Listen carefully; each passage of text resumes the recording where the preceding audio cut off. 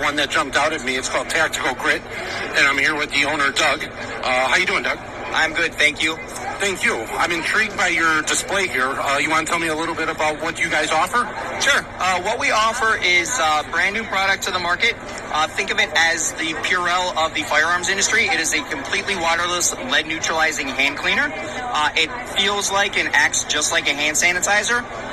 And what it does is it removes 99.4% of GSR and heavy metals from your hands. Gotcha. And it looks like it's available in a couple different forms, right? Like the spray bottle, is that also for your hands, or is that for maybe equipment? No, the spray bottle is going to be our next product that is released. That is going to be a hard surface cleaner that should be ready in about a month or so.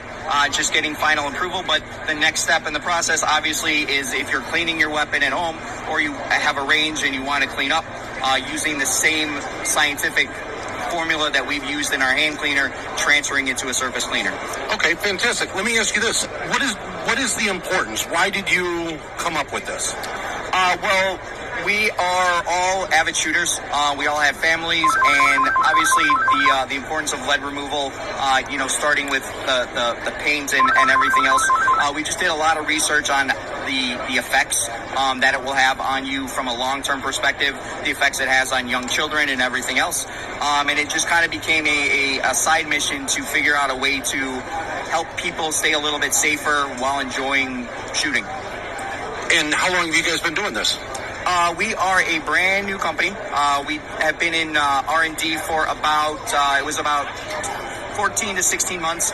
Went through several iterations of the product. Our first manufacturing run was about 3 months ago, and SHOT Show is kind of our big rollout. Oh, that's great. Well, congratulations on that. So you guys have actually spent more time in research and development than you have actually on the marketplace so far. Correct. Yes, we wanted to make sure that the product we were bringing to market was effective and kind of checked all the boxes that we set out for it to check when it was created. And part of that research and development, I'm assuming there was some third-party testing. Is that correct? Correct. We, in addition to the company that manufactures it doing testing, once we finally settled on the iteration that we wanted, we did send it out for third-party testing just to make sure that it was up to our standards, and we came back with a 99.4% efficacy test score. That's pretty high. That's damn near 100%. So that's great to hear. If people wanted to learn more, do you have a website that they can check out? We certainly do. The website is www.tactical-grit.com. Great. I think a lot of our listeners should check that out, because being able to leave the range and not bring any of that lead in your vehicle or back to your house is really important. And I'm glad to see that you guys are doing something about that. Thank you. Yeah, it's again kind of one of the core missions that we have, and every product that we're going to be releasing is going to be along the same lines of keeping everybody that enjoys shooting safe.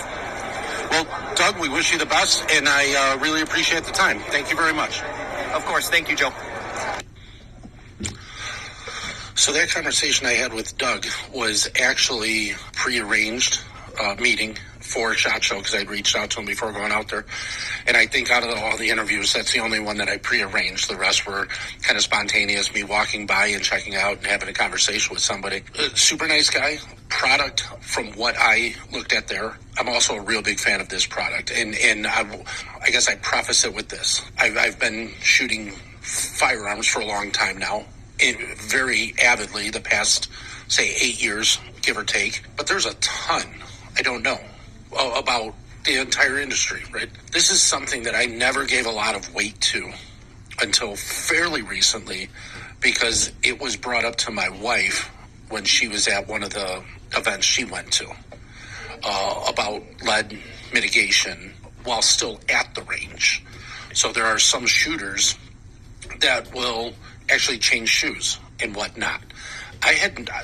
Honestly, I had never given any thought to how, if any, or how much lead I may be bringing home or into my vehicle, transferring to my vehicle after a day of shooting, until I spoke to my wife briefly. But then, after arranging this interview and speaking with Doug, it never really dawned on me. But I give it some thought now, because it makes all the sense in the world. Over, I I think in the 70s they stopped putting lead in paint, things like that. And if you buy a house of a certain age, they test for lead. The federal government is spending a ton of money, as are most municipalities, removing lead pipes for lead water services. And it makes sense that if we're handling lead, our hands are covered in it. I know for a fact that I have gone like straight from the range and shooting like 1,000 rounds to like eating a burger and not washing my hands. We've done that together, right? So I had never thought of it, Right. right? And I know that it's there.